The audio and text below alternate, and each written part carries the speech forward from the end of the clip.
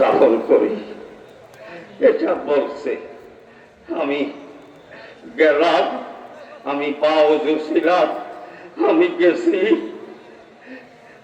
গর্ত করতেছি করতেছি করতেছি, নিচের দিকে যাইতেছি, হযরতের কবরের থেকে একটু দূরে দূরে। এমন অবস্থা, এমন জোরে চিৎকার মারলাম, আমি দেখি মেশকো আম্মরে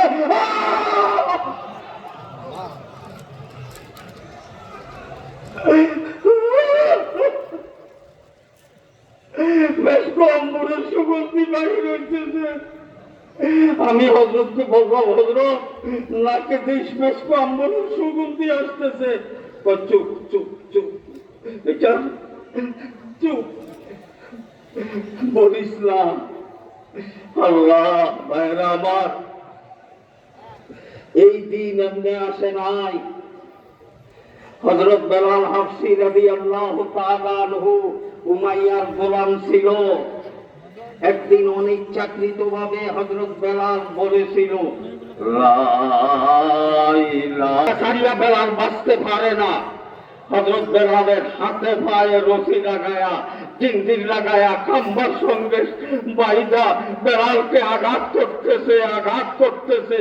মাথার তালু থেকে পায়ের তালু পর্যন্ত প্রতিদিন আঘাত করতে করতে 5-7 দিনের ভিতরে হযরত বেলাল হাবশী রাদিয়াল্লাহু তাআলা আনহুর দেহ বডিতে শরীরে আল্লাহ টিফা দিলে 4 আঙ্গুল জায়গা বাকি ছিল না, মাথার তালু থেকে পায়ের তালু পর্যন্ত, যেটা ফুজ না হয়েছে। এই ক্ষত বিক্ষত শরীর নিয়ে গরম বালুর ভিতরে খালি গায়ে ফেলে রাখতো, খালি গায়ে ফেলে রাখতো। বেলাল মুস্কি হাসি দিত, আল্লাহু আকবার। বেলাল মুস্কি হাসি দিত আর পড়তো, লা ইলাহা ইল্লাল্লাহ, লা ইলাহা ইল্লাল্লাহ। আল্লাহ যত বুঝাইতেছে, বেলাল বলে, আপনি মনিব মারতে পারেন, কাটতে পারেন, যা ইচ্ছা তা করতে পারেন। এই কলেমা ছেড়ে বেলাল বাঁচতে পারে না। শেষ পর্যন্ত সে হাজার হাজার যুবকদেরকে হুকুম দিল, তার হাতে পায়ে তো রশি লাগানো আছে, তার স্টাইনা হেসরাইয়া 3000 3500 উঁচা পাহাড়, পাথরের পাহাড়, পাহাড়ের উপরে উঠা, যে তার শরীরের সমস্ত শরীর ক্ষত বিক্ষত, তার গোশত যেন কত পাথরের মইনে, কত বাবুল কাটার মাথায় লাগে, লাগো টাইনা উঠাইয়া ওইখান থেকে ছেড়ে দিবি, চক্কর খেতে খেতে খেতে খেতে নিচে আসবে, আবার উঠাইবি, আবার ছেড়ে দিবি। আল্লাহু আকবার। যুবকেরা হযরত বেলাল হাবশী রাদিয়াল্লাহু তাআলা আনহুকে এরকম টাইনা হেসরাইয়া বাবুল কাটার মাথার উপরে দিয়া, গোশতে আল্লাহু আকবার পাথরের মইনের উপরে দিয়া টাইনা হেসরাইয়া 3500 4000 হাত উঠা উঠায় আবার ছেড়ে দেয়, আবার ছেড়ে দেয়। হযরত বেলালের আল্লাহু আকবার, আল্লাহু আকবার। হযরত বেলাল হাবশী রাদিয়াল্লাহু তাআলা আন একটু বিচলিত হন না, যখনই হুঁশে আসেন তখন পড়েন, লা ইলাহা ইল্লাল্লাহু মুহাম্মাদুর রাসূলুল্লাহ। আমি বুখারী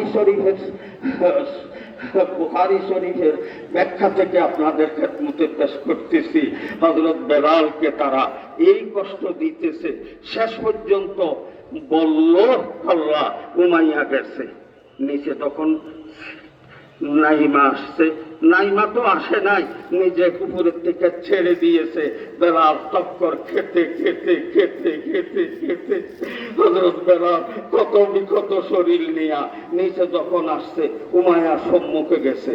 উমাইয়া যাইয়া বলে, বেলাল যদি এই না সাজা শুরু হয়েছে, এর থেকে কঠিন সাজা দিব, এখনো ভালো আছে কলেমা সাফ, এই জাদুঘরের কলেমা সাফ, এই জাদুঘরের কলেমা সাফ। আল্লাহ হযরত বেলাল বলে, কি ছাত্রে উমাইয়া উমাইয়া উমাইয়া, আমার চোখ দুইটা যদি তোর ভিতরে ফিট করতাম তাহলে তুই দেখতি আমি কোথায় আছি, তুই দেখতি আমি কোথায় আছি। আল্লাহু আকবার। আমি আমি তুই তো মনে করস আমি তোর রশির ভিতরে, জিঞ্জিরের ভিতরে বাঁধা, হাতে পায়ে বাঁধা।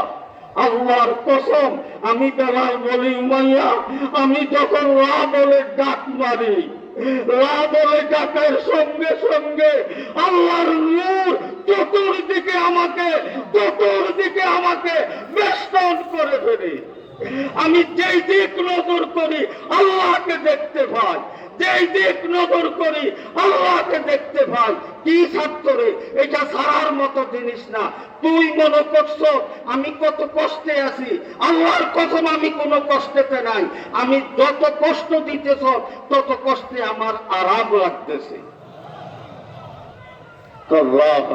শেষ পর্যন্ত সে আরো রাগান্বিত হইয়া বলল, বাবুল কাটা, যেটা আমাদের খাজুর কাটা থেকে আরো বিষাক্ত, হাজার হাজার কাটার ব্যবস্থা করো, এটা দিয়া ফরজ বানাও, এটা দিয়া ফরজ বানাও। বেলালের ফরজ বানাইলো, বেলালকে দরিয়া উঠাইয়া দিয়া বাবুল কাটার উপরে ছেড়ে দিল। বেলালকে ছেড়ে দিল, হাজার হাজার কাটা বেলালের দেহবদির ভিতরে বিঁধে গেল।